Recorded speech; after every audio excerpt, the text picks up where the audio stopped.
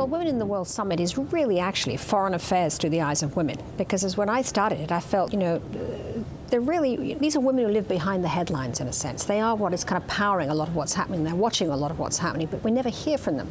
So the idea for the summit was to team very prominent women, like for this year we have, again for the fourth time, Hillary Clinton, and we have Oprah, and we have Angelina Jolie and Meryl Streep. But we also have incredible women from West Africa, Libya, Syria, India, Pakistan, who are coming and really telling us the news from their countries about how incredibly hard it is. And at the end of the 2 days, you just feel in awe of some of the things that they overcome. I mean, you can't even get credit in Afghanistan.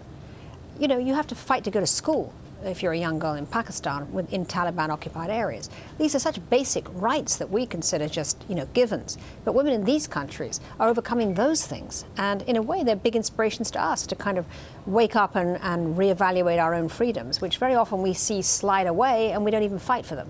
Are you embarrassed by the fact that in the Western world, women who have all of these great opportunities still haven't advanced as far as we should have? Well, I do quite honestly feel that we talk too much about the fight for the corner office, if you know what I mean, and we don't focus enough on the real needs and wants out there, the fact that women still don't earn as much as men, the fact that women still are not really making it in business in the way that they should. And I think it's not about sort of affect, it's about leaning on, in a sense, more than leaning in, the powers that be to make sure that real changes get made. Why aren't these extraordinary women here or abroad getting those massive jobs? They clearly exhibit the skill sets for them. Their work speaks for themselves. Why aren't women represented across industries in the biggest positions yet? Well, I mean, I think it's a collective of different reasons. I mean, sometimes women really want to put their own personal nurturing cycles first as well. I mean, I definitely think that women can do things serially. I don't think women have to do things all at once. I actually think that Michelle Obama has been quite interesting on that, because she's really said you can have a period where you're obsessed with your career, then you can take a time when you want to necessarily nurture your family and then come back if you're lucky enough to be able to have that choice. Of course, most women don't have that choice. They have to be the breadwinners.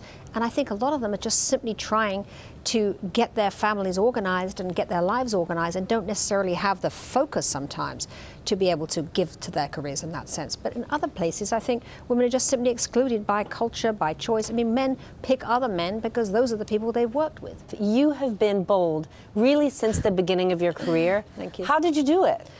Well, I think I was just sort of reckless, passionate, crazy, badly behaved, always thrown out of my school. So I'm a natural rebel by temperament, so it's not about choice most of the time. And, I've always been driven by the passion for being creative, and that sometimes means, taking a risk. Not always a wise risk, by the way. It hasn't always been rosy, but it's always been exciting. And I'm not a great steward. I tend to not want to stay in one place and just manage. I like to be able to start something new, create something new, take another risk, So creating the summit of Women in the World was one of the most exciting things that I've done, and I never believed it would grow to what it has. We started in a little teeny theater with just a few women, and now it's 2,500 people at Lincoln Center. When you were starting off, if someone said, one day you're going to do a women's summit, would you have gagged at the idea of it? Because there you were in a rough and tumble men's business, and did you think, why would I throw a hen party? Well, you know what, I'm just a story freak. So actually, Women in the World is about narrative. It is not about women's issues, that's the point. The whole difference in the Women in the World Summit to other summits, frankly, is that we're not sitting there sort of jawboning about issues, or about victimizations. We're saying, here are some incredible, astonishing women, listen to their stories, get enthralled.